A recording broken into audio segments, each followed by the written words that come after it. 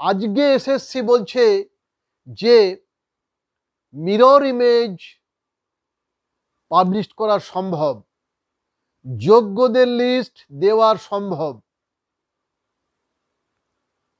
তাহলে এখানে আমাদের প্রত্যেককে সরব হতে হবে যে তাহলে এই যোগ্যদের লিস্টটা যে এতদিন পর্যন্ত এসএসসি দেয়নি, কেন দেয়নি? এসএসসি তাহলে এখানে এসএসসি যারা অফিসাররা আছেন তারা দুর্নীতিগ্রস্ত, এটা একদম পরিষ্কারভাবে জলের মতো পরিষ্কার হয়ে গেল। অথচ কে কে সেই অফিসার সেটা এখনো পর্যন্ত তাদের কোনো সাজা কিন্তু হলো না। এবং এই অফিসাররা কবে থেকে দুর্নীতি করছে সেটাও কিন্তু বার করতে হবে। এই যে দুর্নীতি, এসএসসির এই যে দুর্নীতি, এই দুর্নীতিটা কি শুধুমাত্র 2016 সালে সীমাবদ্ধ, নাকি তারও আগে মানে দুর্নীতি হয়েছে? সেটা তো বার করা দরকার। কারণ এখানে পরিষ্কার বুঝতে পারা যাচ্ছে যে এই যে স্কুল সার্ভিস কমিশন, এই স্কুল সার্ভিস কমিশনের ভিতরেই কিন্তু ঘুঘুর বাসা হয়ে আছে।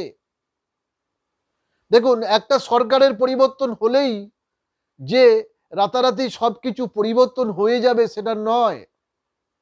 কারণ একটা আঙুলের পাঁচটা, একটা হাতের পাঁচটা আঙুল কিন্তু সমান হয় না, সবাইকে নিয়েই কিন্তু সরকারকে চলতে হয়। এইবার দেখা যাচ্ছে কি যে এই যে আমরা যেটা দেখতে পাচ্ছি, এসএসসিকে কিন্তু বারবার বলা সত্ত্বেও, বারবার কোর্টে সে সুযোগ পেয়েছিল, তার সত্ত্বেও সে কিন্তু যোগ্যদের লিস্ট দেয়নি।